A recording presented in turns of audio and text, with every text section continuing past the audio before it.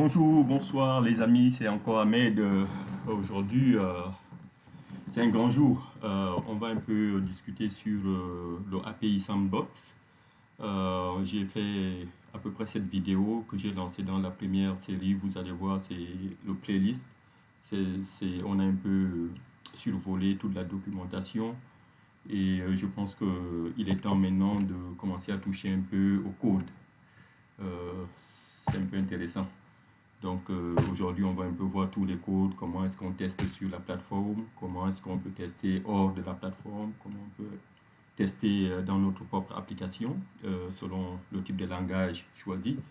Donc il y a pas mal de choses à couvrir. Donc let's get started.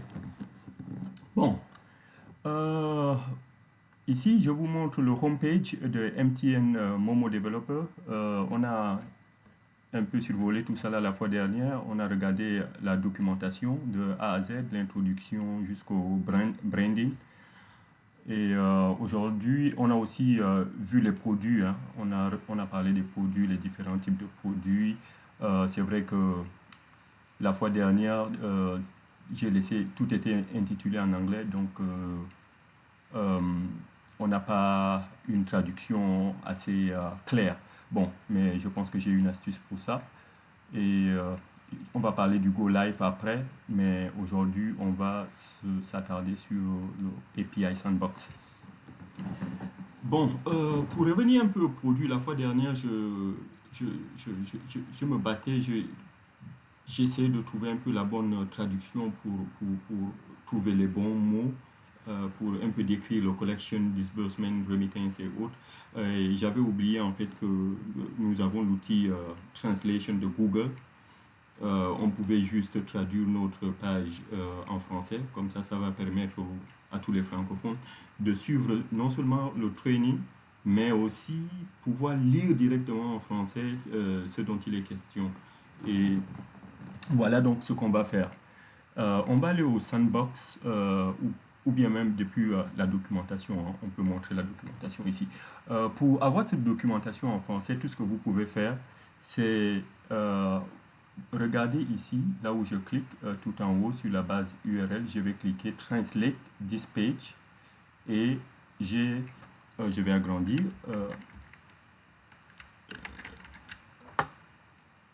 Vous voyez English and French. Je mets English et là c'est French. Donc c'est en français désormais. Donc si vous n'avez pas ce petit plugin là tout en haut de votre adresse URL, ce que vous pouvez faire c'est pendant que vous êtes retournant sur anglais, vous êtes ici, vous pouvez cliquer n'importe où sur la page, vous faites un cliquer droit, right click, après vous allez voir Translate to. Euh, je pense qu'initialement, vous allez voir Translate to peut-être English ou bien tout simplement Translate parce que vous n'avez pas mis ce plugin-là en haut. Donc, cliquez sur Translate d'abord. Ensuite, ça va vous apporter ce petit plugin-là en haut, juste à la fin de l'adresse URL. Vous voyez Translate. Et une fois que vous cliquez dessus, vous pouvez choisir votre langue en fait. Donc, si vous ne voyez pas votre langue, vous pouvez choisir another. Si je suis en français ici, je peux dire choisir une autre langue. Ou bien en anglais, ça ne change pas. C'est choose another language. Donc, j'ai choisi la langue et puis je vais entrer bulgarien, arménien, german, french. Vous choisissez votre langue. Donc, vous mettez désormais en français.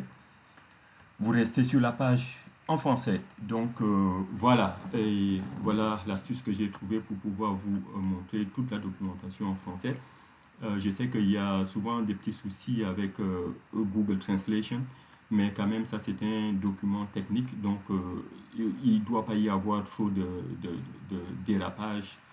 Je suis sûr que vous aurez quand même une traduction très fidèle, donc ne vous souciez pas sur ce niveau-là.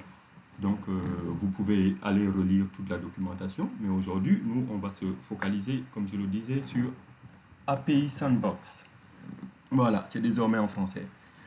Donc, API Sandbox, aujourd'hui, on va toucher au code. Hein. On va regarder un peu toute la documentation. On va toucher le code. On va tester le provisionnement des utilisateurs. Donc, en fait, tout commence par là. Donc, vous avez combien de produits? Un produit, deux, premier produit, deuxième produit, troisième produit, et puis vous avez quatrième produit, si on peut l'appeler ainsi, mais ce n'est pas un produit différent parce que c'est toujours le collection. C'est seulement une autre façon de faire le collection avec une autre technique. On va aussi revoir ça. Et donc, on va voir les différents types de produits, les trois types de produits qui sont cités ici. Voilà, le collection, la collecte, les décaissements et puis l'envoi de fonds. Donc, en fait, c'est les trois produits dont il est question. On revient au sandbox ici. Donc, pour commencer, premièrement, je le disais, nous sommes dans un environnement sandbox, c'est-à-dire c'est le serveur test de MTN. C'est ouvert à tout le monde, vous pouvez vous inscrire, vous avez vos codes et puis vous commencez à faire des tests. Donc, mais pour faire ce test, il vous faut deux choses. Il y a deux choses, on l'a vu dans l'introduction. Je vous avais parlé du code utilisateur et puis je vous avais aussi parlé de l'API key. Donc, ces deux choses-là sont fondamentales. Vous devez les avoir. Et pour avoir votre code utilisateur, c'est ici que vous créez votre compte utilisateur, dans le sandbox. Parce que lorsque vous allez faire le Go Live, ou bien vous serez en production, c'est à MTN de vous créer votre compte utilisateur. Donc, vous aurez un code utilisateur qui est unique, qui ne change pas. Ils vont vous le donner. Mais dans notre cas ici, comme on est sur le serveur sandbox, on va créer notre utilisateur. Donc, on commence ici. Si vous êtes en anglais, on retourne en anglais ici, je remets en anglais. On commence par API User, cette partie-là. On commence tout en haut ici. Donc, comment faire pour tester? Pour tester le user, il y a API User, on le crée ici. Je vous avais dit que le post, c'est la création et le get, c'est la requête. Donc, généralement, vous créez un utilisateur ici et vous obtenez l'information sur l'utilisateur avec le get. Donc, comment faire? On va essayer le try it. Si vous voulez, on retourne en français. Ça veut dire essayez-le, try it. On essaye, try. Donc, qu'est-ce qu'ils disent? Ils disent, pour créer un utilisateur, on a besoin d'une référence ID. OK? Et puis, le type de contenu, c'est application JSON. Ça, on ne change pas. Et puis, le subscription key, si vous vous rappelez bien, on repart dans mon compte, profil et subscription key. J'ai beaucoup de subscription key ici. J'en ai beaucoup, pas mal, pour chaque produit. Donc, je vais cacher ça. Et on repart là où j'étais, subscription key, donc c'est là. En fait, l'application, ici le portail, nous remet la clé parce qu'on est capable de choisir quelle clé on veut utiliser ici. Donc pour l'instant, ils sont en train d'utiliser celle-là. OK, je peux changer, je peux utiliser celle-là. Bon, donc, mais c'est la seule information dont on a besoin pour créer un utilisateur, c'est créer la référence ID. Et cette référence ID, ça utilise le type de données. Par exemple, revenons ici, tout simplement, avant que je ne fasse try it, revenons ici. Ils disent référence ID, c'est le format UUID. En fait, c'est quoi le UUID? Le UUID, c'est, si vous voulez, une référence unique, universellement unique, parce que c'est généré par un ordinateur. Donc, c'est une chaîne de caractères. Donc, si vous prenez cette chaîne de caractères, elle est unique. Chaque machine, à un instant très précis, au milliardième de seconde, c'est un algorithme très puissant. Donc, vous ne pouvez pas avoir deux UID générés par deux systèmes différents qui soient la même chose. C'est impossible. Donc, c'est vraiment unique, universellement unique et ça, vous pouvez me croire. Donc, et comment faire pour générer ces UID-là? Il y a des outils. Si vous êtes sur PHP ou bien Python, vous pouvez vous-même générer ça sur votre ordinateur. Mais si vous ne pouvez pas générer, il y a des outils en ligne. Par exemple, ça, c'est UUID Generator. Vous tapez sur Google UUID Generator et vous allez voir cette URL-là. Retournons un peu sur Google, je vais vous montrer. Je dis seulement UUID Generator. D'accord? Et premier lien, en haut, je clique. Voilà. Il me donne déjà un premier qu'il a créé. Il attend, si je veux un autre, je peux recréer. Mais c'est la version 4 qui est utilisée. Attention, si vous voulez générer jusqu'à 1000, vous pouvez venir ici, vous mettez 1000, vous générez. Mais attention, MTN a besoin de la version 4. Générer la version 4, ça c'est la version 1. Donc, celle qui est déjà en haut là vient d'être créée, ce n'est pas utilisé. Donc, je peux copier ce UUID. Je repars sur ma plateforme. Donc, j'avais dit que je voulais essayer. Donc, cliquez sur essayer. On va essayer de créer un utilisateur. Donc, il veut la référence ID qui est en UUID. Je clique. Ben ça. Et le callback, c'est généralement le callback, c'est votre serveur. Hein. C'est-à-dire quand vous envoyez une requête HTTP ou HTTPS ou un web service, quand vous donnez l'URL callback, c'est l'adresse où le serveur remote viendra vous donner les informations en retour. Mais dans notre cas ici, c'est pas obligatoire. On peut laisser ça comme ça. On peut aussi mettre l'URL test si on en a. Si on n'en a pas, c'est pas grave. On peut laisser ça vide. Ça n'a pas d'importance pour l'instant. Donc, on a rempli, donc on a quoi? La référence, on a la référence en haut, on a le contenu qui est application JSON et le subscription key qui a été copié parce qu'on a choisi l'une des clés ici, clé d'abonnement. Voilà. Donc, on vient en bas, on teste, on va tester. Si vous regardez l'entête de notre post, vous avez le host qui est le serveur, vous avez l'adresse URL du HTTPS avec la version du web service du API. Après, vous avez le contenu JSON qui est en haut, qu'on a sélectionné, le JSON. Et vous avez la clé, le subscription key, qui a été aussi rempli ici. Donc, c'est ce champ-là qui sera testé. Donc, on clique Envoyer et ils disent réponse statut 201. En matière de web, HTTP, vous faites la communication. Le code 201, c'est le succès, c'est-à-dire que votre machine a envoyé la requête et la réponse est positive et que vous l'avez reçue. Donc, code 201, le système dit ça a été créé. Qu'est-ce qui a été créé? On a demandé la création d'un utilisateur, c'est-à-dire API User. OK? Maintenant qu'il est créé, qu'est-ce qu'on peut faire avec ça? Vous venez de créer l'utilisateur ici. On a besoin de deux choses. On a besoin de API Key et on a besoin de API User et puis du API Key. On a déjà le API User, même si on ne connaît pas sa référence, au moins on a notre référence ici. OK? On a le User. Bon, maintenant pour obtenir ce Key là, pourquoi en fait on a besoin des deux? C'est pour nous authentifier vis-à-vis du serveur, quand on envoie les requests. Par exemple, si vous allez sur votre compte Google Gmail, vous vous inscrivez à Gmail, vous voulez regarder votre email, vous mettez un username et puis vous mettez un mot de passe. Donc, c'est le même concept ici. Donc, vous avez le User API, c'est-à-dire c'est vous l'utilisateur, et puis le key, c'est votre mot de passe.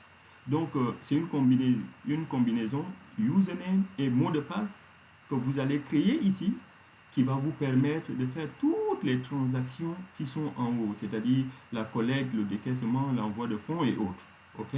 Donc, on a déjà notre utilisateur. Donc, deuxième étape, on vient créer notre API key, c'est-à-dire le mot de passe. Sans aller loin, vous pouvez lire. Hein. Si vous échouez, ça va vous donner le code. Ici, toujours le 201, c'est succès. Le 400, ça veut dire que c'est une mauvaise demande. Le 404, introuvable. Ou bien le 500, c'est une erreur du serveur. Il y a pas mal de choses. Ou bien si vous utilisez CURL, le curl, vous pouvez taper directement sur votre CMD, ici là, CURL. Et puis et que vous pouvez copier tout ça là et remplir et taper, vous allez voir la même réponse en fait. Donc on va essayer de créer maintenant le API key. Voilà. API key, ils disent, ils veulent la même chose. Ils veulent reference ID. On venait de créer notre reference ID. Donc je l'avais copié, mais si vous l'avez perdu, je pense que vous allez garder une note quelque part, parce que c'est séquentiel, il y a des étapes à suivre. Donc, vous créez l'utilisateur, vous avez une référence. Donc, cette référence-là va vous accompagner jusqu'à la fin de votre transaction. Vous allez un peu remarquer cela. Donc, on avait notre référence ID, on va la coller ici. Donc, il y a un seul paramètre qu'il demande ici, comme vous pouvez le voir, version 1, API user. Voici la seule référence qu'il demande. C'est ça, ici. OK? Et je l'ai déjà rempli. Et donc, et après, il y a un API key qui vient après le post. Si vous regardez, c'est bien, bel et bien ça. Post, HTTP, et ils ont rempli par le API que j'ai, la référence ID que j'ai rempli ici. C'est ça là, et suivi de API key et le subscription key. Donc, maintenant, on va créer notre clé et API key. Je clique. Voilà. Le statut de la réponse, 201 encore. Donc, 27 millisecondes. Et voici notre API key. OK. Qu'est-ce qu'on peut faire maintenant? Donc, je vais ouvrir notre Notepad pour conserver un peu nos informations. Voilà, Notepad. Qu'est-ce que je peux retenir là? Je peux retenir que j'ai deux choses ici. J'ai le API, j'ai la référence, OK, et j'ai aussi le API key. J'ai deux choses. J'ai ces deux éléments-là. La référence, je peux copier ça. Je vais garder la référence. C'est ça ma référence. OK. Et puis, le API key. Bien sûr, API key qui est en fait ici. API key, revenons sur Momo. Là où voici mon API key. Je vais copier tout ça. Je garde pour les prochaines étapes parce que c'est important, il faut les avoir. Parce que quand vous faites les tests, c'est pas comme un code dans votre programme qui s'exécute seul et qui a un peu tout le mécanisme et la logique où vraiment vous avez une variable, vous avez défini la variable et puis ainsi de suite, ainsi de suite. Non, là c'est manuel et c'est trop mécanique. Il faut qu'on copie, on colle, on se rappelle un peu du code et puis on va les utiliser. Donc, il y a deux choses que nous venons d'avoir là. Nous avons notre référence ID et nous avons notre API key. Donc, on a terminé en fait avec cette partie-là, provisionnement des utilisateurs, c'est-à-dire sandbox. On crée un utilisateur sandbox. Si on veut vérifier avec le avoir, c'est-à-dire le get, ici on va utiliser le get pour le tester, pour tester que on a effectivement un utilisateur qui a été créé. Donc, on fait le get ici, on peut tester, on va voir.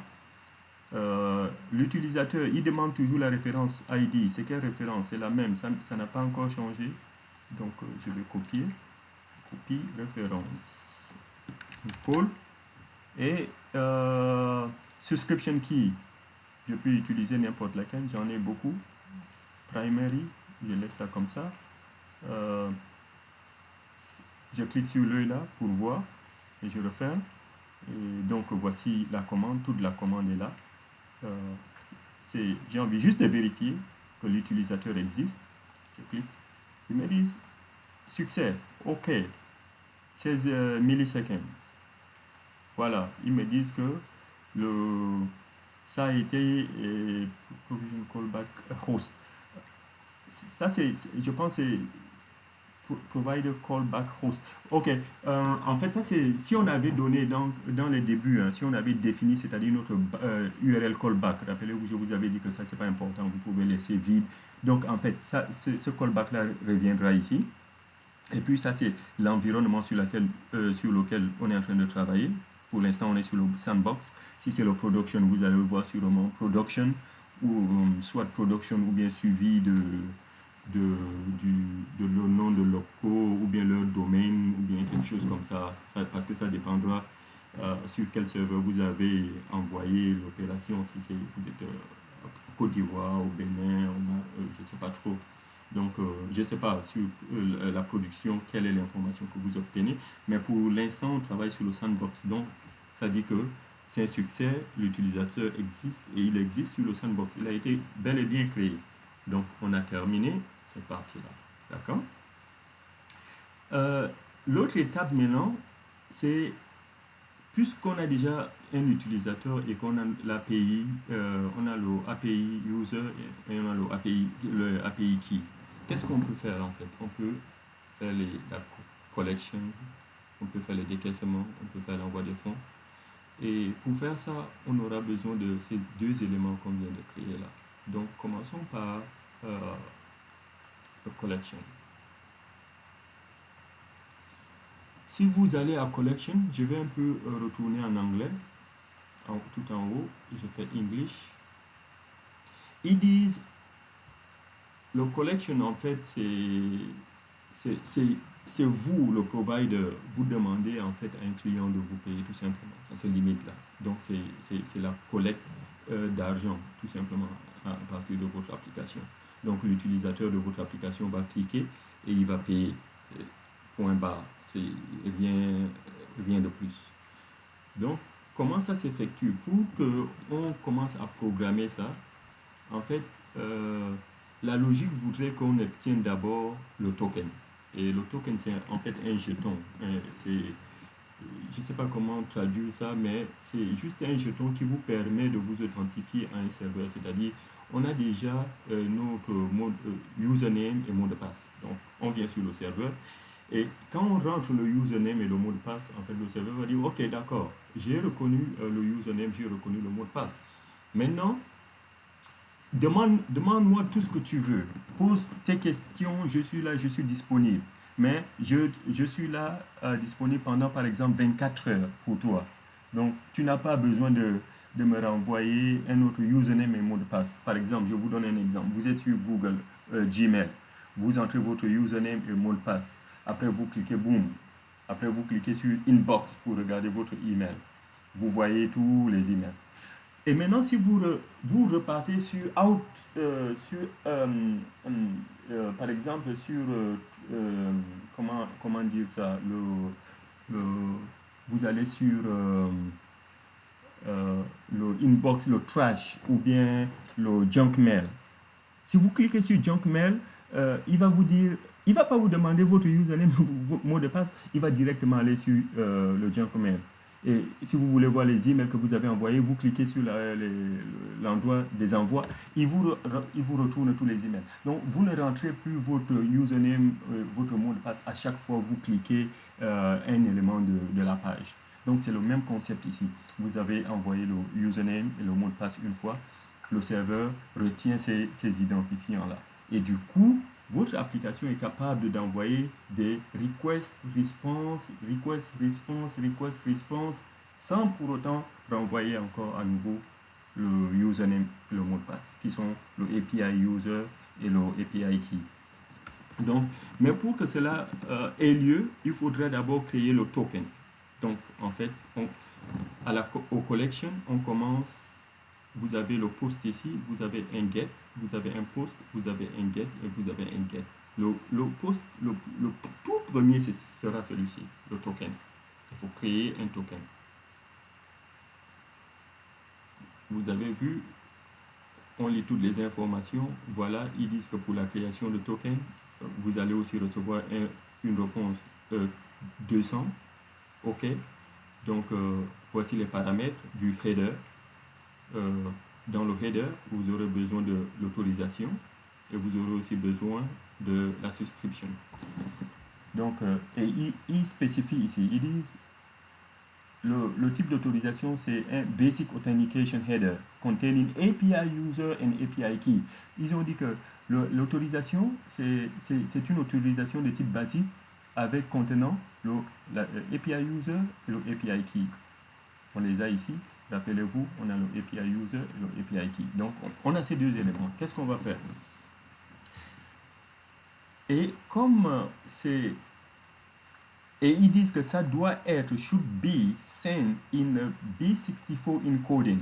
C'est quoi le B64 encoding? C'est en fait le cryptage. Hein? quand vous entrez votre mot de passe à Google, quand vous tapez le mot de passe, vous voyez que c'est crypté, c'est pas visible. Et puis quand ça envoie aussi à travers le request, c'est pas visible. Personne ne peut décrypter ce mot de passe là ou bien lire votre mot de passe pendant que c'est acheminé vers le serveur. Donc il faut que nous parvenons à crypter ce username et, et API key en B64 encoded. Donc, comment le faire? C'est très simple. On va aller à Google encore. On va essayer de taper B64 encoder. Vous voyez, base 64 encode and decode online, en ligne. Je peux faire un encode decode en ligne. Donc, je viens ici. Ils me disent, je suis sur le encode. Parce que vous pouvez faire le decode aussi en haut. Vous voyez encode, decode. Nous, on veut encoder. Donc, on vient là. Et généralement, ça se passe comme ça. Vous mettez username. Hein, c'est username. Username, 2 points, password. C'est généralement dans ce format-là qu'on encode le username et le mot de passe. Donc, dans notre cas, on va recommencer parce que ce n'est pas username et mot de passe qu'on va mettre. On va mettre les vrais username et mot de passe qu'on a. On repart dans notre feuille qu'on a gardé, on a sauvegardé des informations. On a username, c'est la référence qu'on a créée, la référence de l'utilisateur qu'on a créé. Donc, on prend la référence, copy. On repart à encoding. On colle, on met 2 points. Et puis, on copie aussi notre API key que le serveur nous a fourni. API key. API.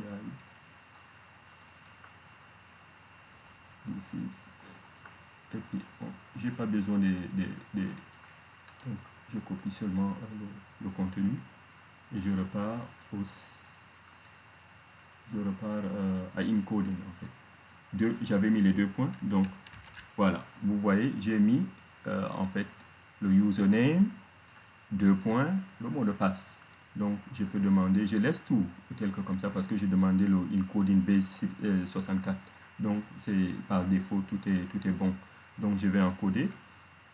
Et ça a déjà encodé, ça m'a donné la réponse ici. Donc voici ma réponse. OK. Donc c'est ce dont on a besoin pour créer la collecte. Première collecte. Donc on a déjà fait notre token ici. OK. On commence par le token. Je veux le token. Donc on va aller try it. Donc le token, notre autorisation, c'est celle-là, c'est ça que je viens de créer, l'autorisation, c'est de type base 64. Donc, mais il faudra mettre basique parce qu'il y a plusieurs types d'autorisation. Donc on veut basique, on met espace et je colle cette autorisation-là qui est déjà encodée en base 64. Je colle et le subscription key ne change pas, il y en a plusieurs. Le système a déjà choisi pour moi en fonction de ce qui est sélectionné ici.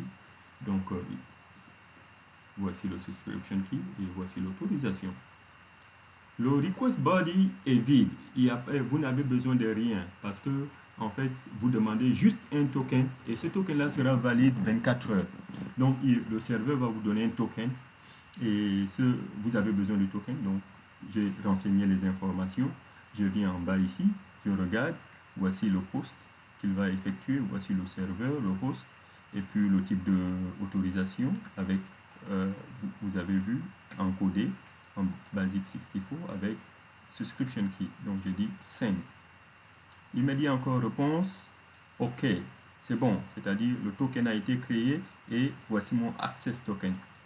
Voilà, ça commence ici, ça finit là. Tout ce qui est en rouge, c'est mon access token. Et c'est le type de token.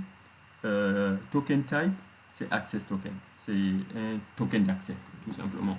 Donc, j'ai besoin de ça aussi. Je vais copier ça, tout ça.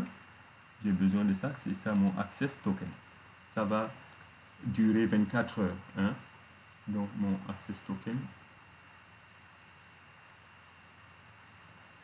access token.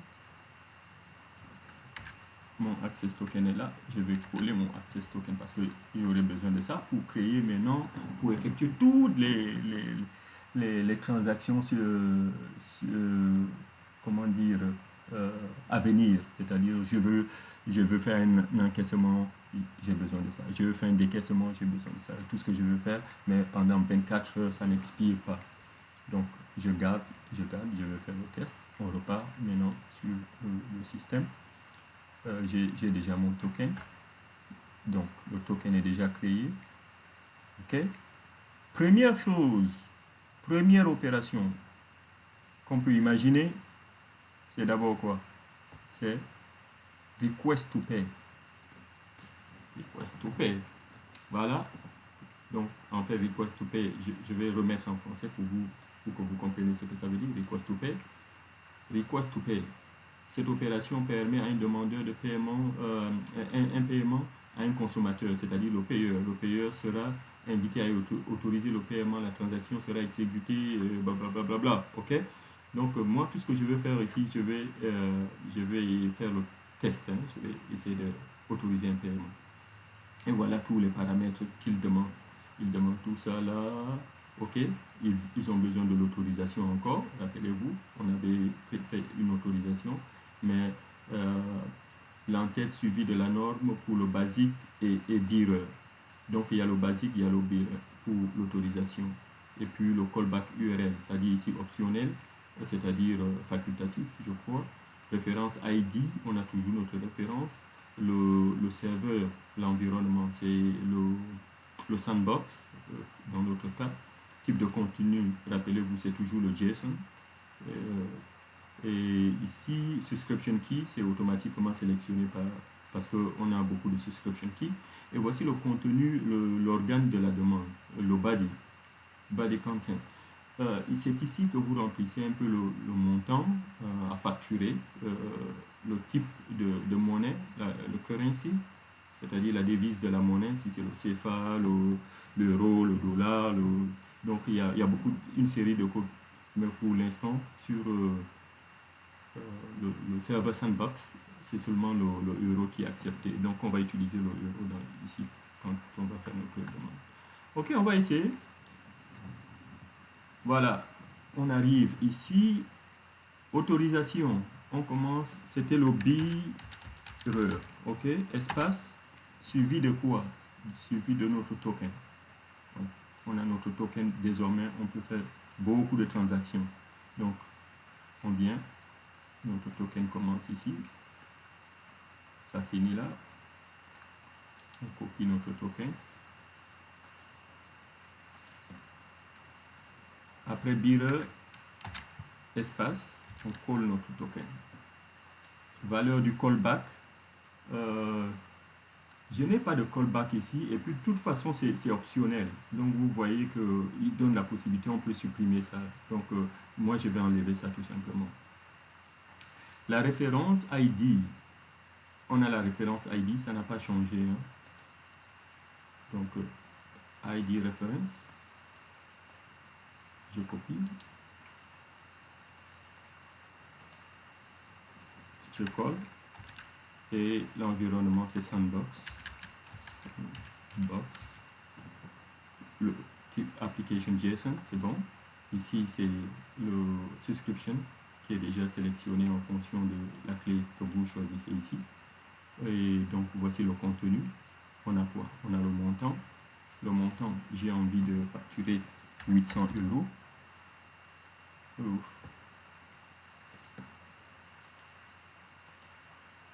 Je ne sais pas ce qui s'est passé là.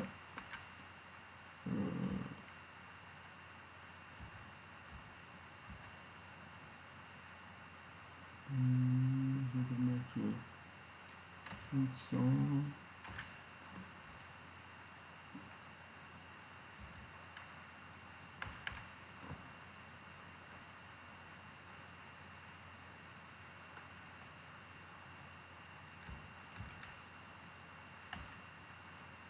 Apparemment, il y a un souci avec le clavier.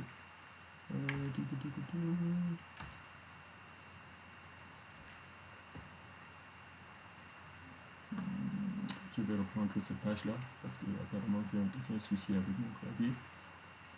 Donc je disais, on avait notre BIR référence d'abord, commençons par ça, référence.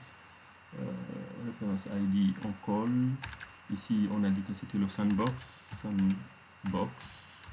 Ici, je n'ai pas besoin de ça. J'ai dit c'est le BIR. Et suivi de ce token.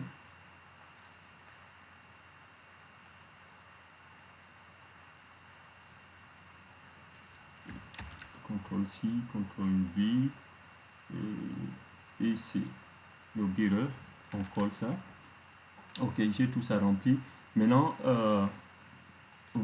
voilà là où on a un petit souci là. Je vais remplacer un peu ces informations là. Ici, je vais remplacer par exemple 800 pour dire que le amount c'est le montant, donc ça sera $800. Currency, ça sera en euros, donc je mets EUR. Et external ID, je pense que ça c'est la référence, hein, la référence pour de la transaction. Par exemple, si vous vendez du produit à quelqu'un, ça peut être le numéro de commande, hein. Donc je vais mettre 1, 2, 3, 4, 5. Et ici le pair ID, le pair type ID, il y a deux manières de demander le paiement. Vous pouvez demander à partir d'un numéro de téléphone ou bien l'adresse email. Donc notre cas ici, le MSI SDN, c'est le numéro de téléphone. Donc ici, tout ce qu'on va mettre, on va mettre le numéro de téléphone en question. Par exemple, le 225 ou je sais pas, le 237 du Cameroun. 237 suivi, je sais pas, je connais pas le numéro du Cameroun, disons le 999, à peu près comme ça. Et puis ici, c'est le message du payeur, hein, la personne qui paye. Donc, par exemple, payer cette facture, payer cette facture, numéro, quelque chose. Et puis ici, le pays, la personne à qui on a payé sa note, il peut mettre par exemple avoir numéro 877, quelque chose. Voilà, donc on a déjà toutes les informations requises pour demander la collecte, le paiement. On a toutes les informations. On vient ici, voilà, vous voyez, c'est un post. Voici le host. Le host. Si vous regardez le host, vous verrez toujours le sandbox là. Donc, ça veut dire que vous n'êtes pas sur le serveur live. Pour ceux qui seront en production, ils devront changer un peu l'entête là, parce que ça ne sera pas le sandbox. Ça sera pas le sandbox developer. Donc, voilà le contenu, le body, content, on va facturer $800. Et notre application, c'est nous. Appelez-vous, c'est nous, le client, user. Et puis, à qui on facture, c'est ce gars-là du Cameroun, avec le 237. Et on clique, boum, réponse, 202 encore. OK, accepté. Le résultat, ça veut dire que c'est bon. On a facturé grâce, on est parti de bout en bout, hein. On a créé l'utilisateur, on a créé le token, on est venu tester le token. Donc maintenant, le reste, vous pouvez venir maintenant faire le get ici avec la référence qui vous est donnée ici. Vous avez une référence, par exemple cette référence-là. Vous pouvez venir faire un get ou bien le référence ID même qu'on a utilisé. Vous pouvez l'utiliser ici pour le get, pour regarder la validité de cette transaction-là, pour vérifier. Donc, et après, vous pouvez faire le reste, hein. Par exemple, account balance, vous pouvez regarder le solde de votre compte et ainsi de suite. Donc, voilà, on a fait un peu le tour. La vidéo est un peu longue, c'est près de 40 minutes déjà. Je pense que c'est beaucoup, on va s'arrêter là. Je vais pas continuer les tests sur les autres. Je pense que il y a deux choses à retenir. Donc, je vais vous montrer un peu ma feuille la feuille sur laquelle je travaille ici. Les choses à retenir, c'est quoi en fait? Voici les étapes à suivre. Donc, pour la création du API, donc vous devez d'abord créer le user API, ensuite vérifier la création, ensuite créer le API key.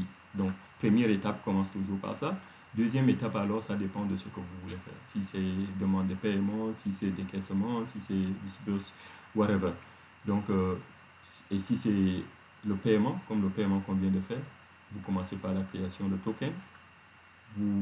Ensuite, vous avez le token. Avec votre token, vous faites le encoding et puis vous allez faire le request to pay. Et puis vous pouvez vérifier vos transactions, vous pouvez vérifier, consulter votre solde, et ainsi de suite. Donc bon, voilà, je pense qu'on a fait le tour et on a terminé. Je ne vais pas revenir sur les autres aspects, c'est-à-dire notamment le décaissement, l'envoi des fonds ou bien l'envoi des widgets. Les widgets, c'est quoi? En fait, c'est pour ceux qui connaissent un peu PayPal, vous voyez toujours sur les pages web, quelqu'un dit payer en cliquant un bouton, payer avec PayPal. Et puis quand vous cliquez, boum, ça vous amène sur votre page web et puis votre compte PayPal et puis vous vous enregistrez et puis vous payez à quelqu'un par exemple un montant fixe de $10. Ces widgets-là, en fait, ça fait à peu près la même chose. Donc c'est juste des codes que vous allez embed sur la page web et quand quelqu'un vient cliquer tout simplement, il n'y a pas de gros effort à faire là-dessus, il n'y a pas beaucoup d'intégration. Il clique tout simplement et puis ça renvoie votre code et puis ça lui envoie le USSD et puis valide et puis le paiement va dans votre compte. Il n'y a pas trop de trucs à expérimenter là-dessus. Vous connaissez le HTML et un peu de JavaScript. Vous pouvez en 5 minutes mettre ça sur une feuille et une page web et puis expérimenter ça. Donc on ne va pas revoir tout ça là, donc je vais sauter tout ça là. Je pense que le collection c'est le plus important, c'est ce dont tout le monde a besoin pour mettre leur site en marche, leurs applications, pour faire beaucoup, je sais pas, pas mal de choses. Donc je vais m'arrêter là, on va continuer, la prochaine vidéo sera très intéressante. Qu'est-ce qu'on va regarder lors des prochaines vidéos? On va faire des cas pratiques, des cas vraiment très pratiques pour les utilisateurs de WordPress, WooCommerce, les gens qui veulent utiliser Python dans leur code. Je vais prendre ces codes Python là, je vais vous montrer comment vous pouvez intégrer dans votre site, votre application. Et c'est-à-dire tout ce mécanisme qu'on a fait de manière manuelle, étape par étape, tout ça là, ça sera dans un seul code, une seule page, et on va créer des variables, et puis avec un seul clic, boum, vous avez le résultat. Donc on va essayer de regarder tout ça là, on va faire le tour, hein. On va faire un peu en Python, on va faire en PHP, on va faire non, on va pas faire Objective-C, on va faire JavaScript, Java et C#. Bon, je pense que peut-être Ruby, je ne sais pas. Je pense que ça sera tout. Pour ceux qui utilisent PHP, et on va pas faire PHP parce que ce que je réserve de faire dans la troisième vidéo, la troisième session, c'est créer le plugin de WordPress de MTN. Si vous êtes intéressé, le plugin sera en fait quoi? Tous ceux qui ont le site sur WordPress, ils vont juste aller sur WordPress et puis ils vont ajouter le plugin de MTN. Boom, et puis ils ont leur payment gateway de MTN. Ils vont juste entrer leur clé et autres. Et pour ceux qui sont intéressés et qui veulent savoir comment je développe ce plugin là, ça sera à peu près 1 heure à 2 heures de vidéo qu'il faudra regarder. Donc préparez-vous et stay tuned. Donc je vous laisse, je vous dis merci. On se retrouve la prochaine session pour faire un peu le tour de ces langages là et comment les intégrer dans votre application. Merci, bye bye.